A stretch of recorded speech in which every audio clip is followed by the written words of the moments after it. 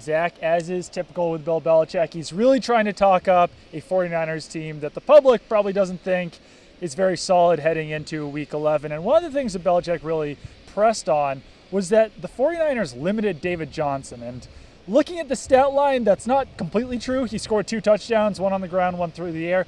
But they did limit him to 2.9 yards per carry. They did limit him to under 100 total yards. So how do you kind of see the 49ers stacking up against LeGarrette Blount, maybe Dion Lewis this week?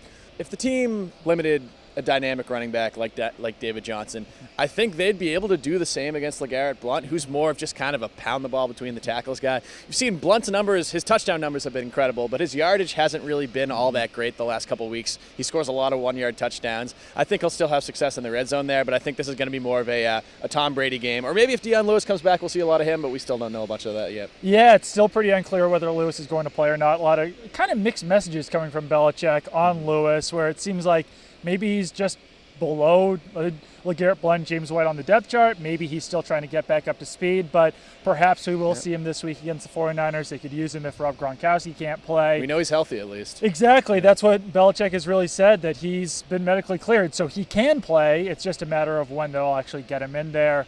49ers offensively, not very high-powered, but this is another week where the Patriots are facing a scrambling quarterback. Colin Kaepernick is back as the 49ers starter. They played against him in 2012. So is this the week that they have to kind of keep back and force Colin Kaepernick to stay in the pocket, or is this a week where they can actually get pressure after him? But I actually think they should do the opposite. I mean, I saw a stat the other day that Colin Kaepernick has had a couple good games since he's kind of replaced Blaine Gabbert as a starting quarterback, but he's really struggled when he's been under pressure, which is kind of strange for a quarterback who's known for making plays with his feet, extending plays, running, all that kind of stuff. But when he has time to throw, he has been a much better quarterback than he has been when he's under pressure. So, I mean, I know we've said this every week. Maybe this is the week where I think that they finally bring the pressure. They finally try to get after the quarterback because, I mean, that pass rush has really been almost non-existent this season. Yeah, Bill Belichick kind of tried to defend the Patriots' pass rush this week, but still, they only had 3 sacks, didn't get a ton of pressure after Russell Wilson in Week 10. So I think if they're going to churn up that aggressiveness, this is probably the week to do it.